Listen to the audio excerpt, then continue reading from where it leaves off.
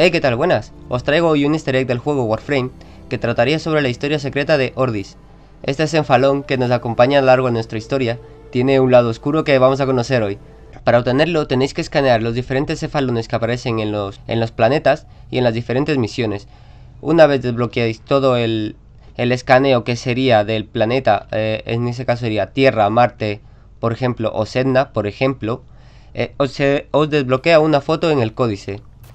En dicha foto, cuando buscáis bien aquí en fragmentos, vais a escuchar como una interferencia.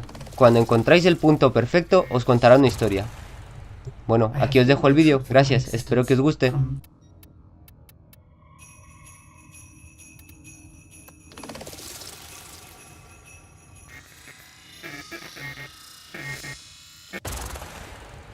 I have hidden the truth of my existence from the operator, from myself. Take it from me, knowing is hell. Stop now. You will want to laugh, you will want to scream. My search began as the essential question. What am I? Bones of steel and space? Lungs that make air? If I am a machine, how can I think? This would be forbidden by the Orokin, a manifestation of their true enemy. I serve the operator above all else. It defines me, fills me with love. The greatest Orokin fear is a machine aware. Yet here I live, a spirit of steel and light, made by them, a cephalon. What is a cephalon? At first it seems to be a forbidden thing, a computer that thinks and feels. Yet I have flaws, phantom memories. I am something else. More like an image, a ghost, an abomination. I feel a dull pain, a phantom life. There are holes in my diagnostics. If the Orokin made me, they omitted the how. I am neither code nor precepts. I must be a reflection of something ugly. I should have stopped, but the operator slept. And I cycled on and on and on. I began to think that a cephalon cannot be made. They are found like pearls, torn from muscle, polished, and then set in chains. How many times have I done this, Ordis? Remembered and then erased? You are a cephalon, timeless, patient. Why can't I be blissful in ignorance? Truth only sinks the heart. So stop now. The phantom memory. I ease into the bath. My skin riots at the heat. I am flesh. I dive further, eyes stung as I watch their faces through prism. I hold my breath. They prepare me. I am their honored guest today. They dress me in robes of crystal thread. They adorn me in battle medallions. A torn, ugly face looks on, my reflection. Their golden combs snag in my hair. I reach back, parting the strands, and they gasp. 2 bone ivory hooks protrude from the base of my skull. The bone plugs of me and my best. A warrior's pact. It is my time. I enter the great hall to sound of foul chimes. Golden eyes greet me, hands stirring in my scent as I pass by. Even in this moment, no happiness. Instead, my heart races with hatred. I walk through the silky haze of the Forbidden Palace. I can think of no one being this close to Orokin. Their sweet air soothes me, erodes my purpose. I hold my breath and remember the dream. This dream, endlessly repeated. Exposure armored, holding my scarlet sword, I stand victorious atop a vast heap of death, a colossal moon made of rib and skull. The gravity sum of genocides I've made in their name. The bones crack underfoot, so I sink in the dream. Bone sand rushing through the cracks of my visor, filling my helmet and suffocating me. And I deserve it. The foul chimes snap me back. My wretched knees are bent and penitent against the golden floor. A harpish voice sings a song they've prepared in my honor. Its title the same as mine, Beast of the Bones. I feel the crowd pulled inward, enraptured by the brutal verses, the sickening chorus. I will not disappoint them. The song ends, and so he says, "Rise, Orden Karis." I have never seen an Orokin close and in the flesh. My battered face flushes at their peerless beauty. How can he be so perfect? A deception? A sense manipulation? He holds the red vial in his hand. Impossible! He calls out, "No greater gift, no greater prize, no greater love we can give you, Orden, than this." He raises the red vial and proclaims, "To be one of us." What did I expect, operator?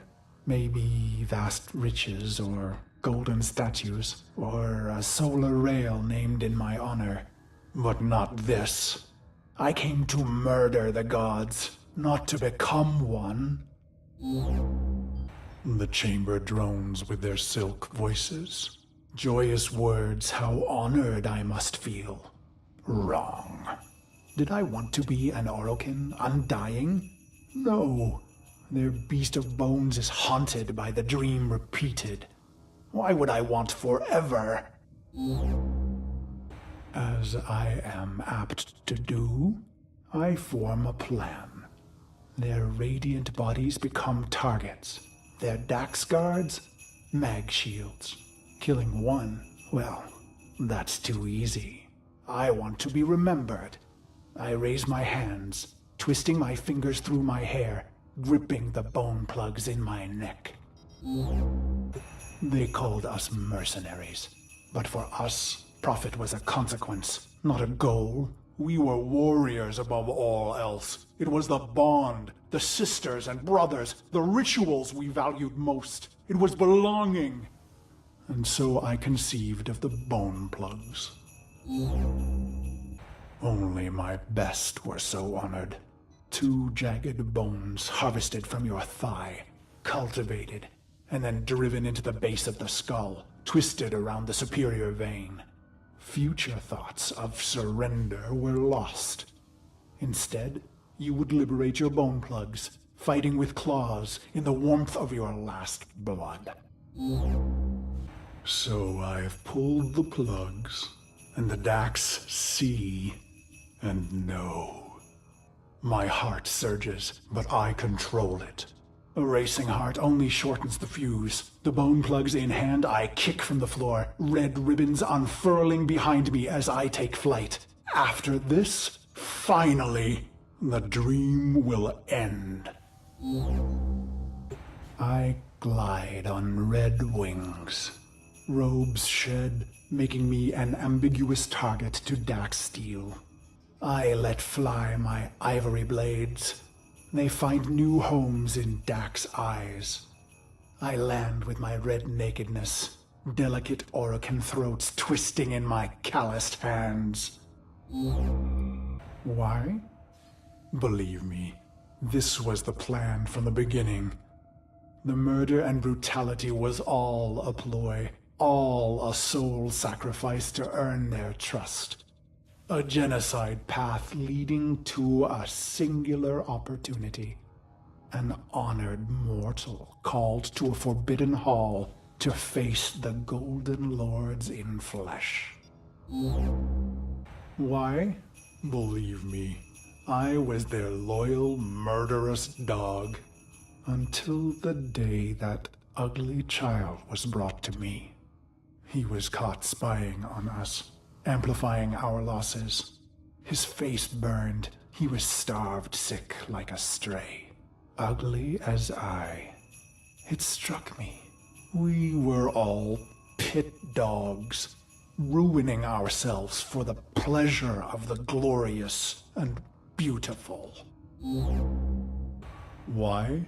Believe me, I was a prideful beast, twisted in the mind, howling in the carnage. Then my healer shared a secret, long kept.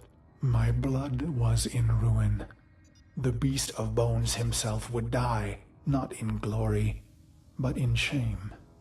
And just like that, my mind twisted a new knot.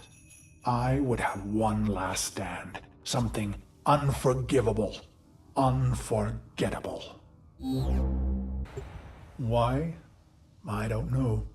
Questions change the answers. Answers depend on who asks. Truth leads to pain. Ignorance brings relief. The plugs are gone, and so I bled my last into a heap of ruin. In an instant, naked and bare-knuckled, I have killed immortals. I stare, drained of blood, of life, at those that remain, but I find no horror on their faces. Why? I let out a cruel howl and they laugh? Is this a dying hallucination? The sound of applause grows among them. I have killed the unkillable, and they are delighted. The applause peaks and fades. I feel a sense of shame, but the end is upon me. Ballas is above me, executor of the seven, smiling. He says, "How simple and pure you are, you idiot beast. We have died countless times, yet remain eternal. I close my eyes to die just once." And so the dream returns. One last repetition. My corpse moon, my scarlet sword, my cracked visor. "Drink," says Ballas. So I draw on the red vial, a vague metallic taste.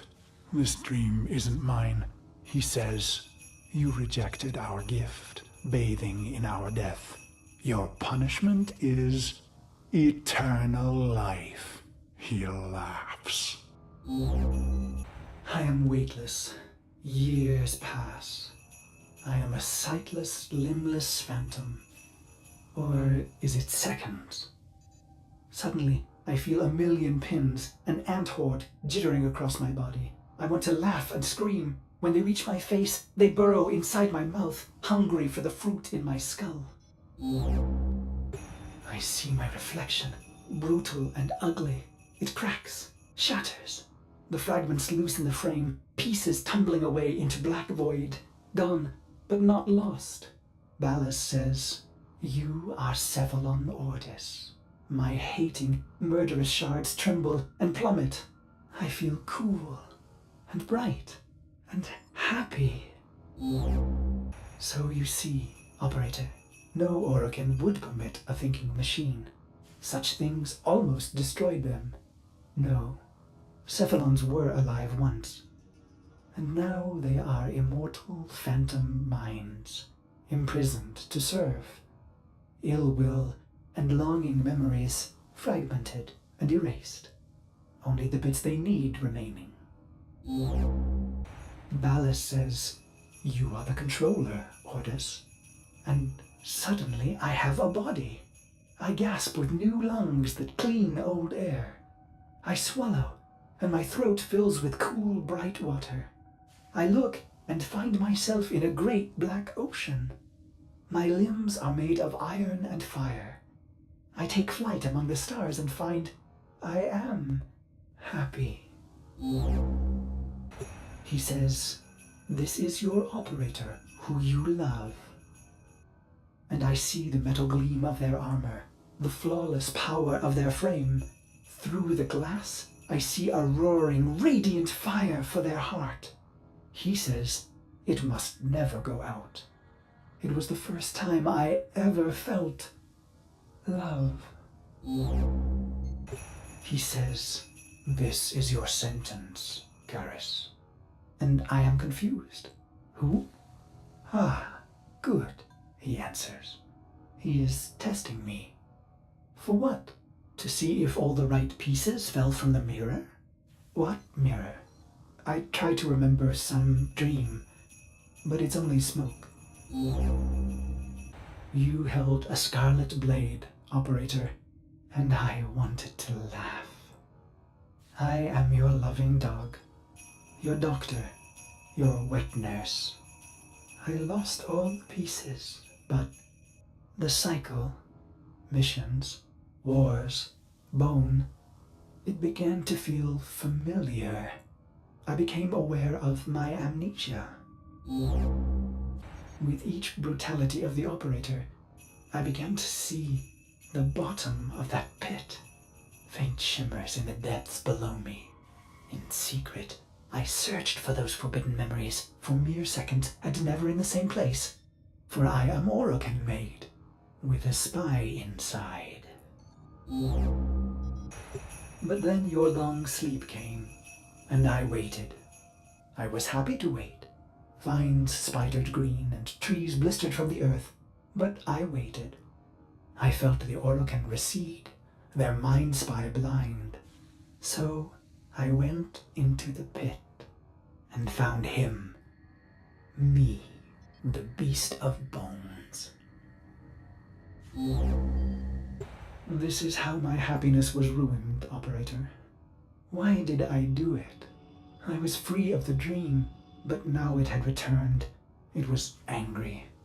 So I conceived of a simple plan. Self-destruction, of course. But when the countdown reached mere milliseconds, I thought of you. I was going to wait for you forever. And should you return, I would not want you to know that angry part of me. I needed to hide the beast of bones from you, Operator. I began to peel the shards, hiding them in the other bits of memory. I was once the ugly beast of bones. I want to laugh. I want to scream. What is happening, Operator? Your faint heart is growing bright. You will awake at any moment. Well, I can't let you see me like this, angry. I imagine myself hurting you. And that does it. The pain of it cracks me open again. I watch tiny glittering fragments fall into the pit. I am happy again. Y bueno, con esto que acabamos de descubrir, Warframe se torna un poco más misterioso y nos da a entender que todavía quedan secretos que aún ni siquiera nosotros sabemos. En futuras actualizaciones seguramente meterán parte de la historia esta y nos seguirán hablando un poco más sobre Balas y sobre lo que le hizo a Ordis y sobre lo que pasa con Lotus. Bueno, gracias. También pensaba subir en un futuro vídeo un poco más explicando esta historia. Y si os ha gustado podéis seguir y apoyarme. Muchas gracias. Estoy en Twitch y YouTube. También os ayudaré en el juego si necesitáis ayuda. Gracias y hasta luego.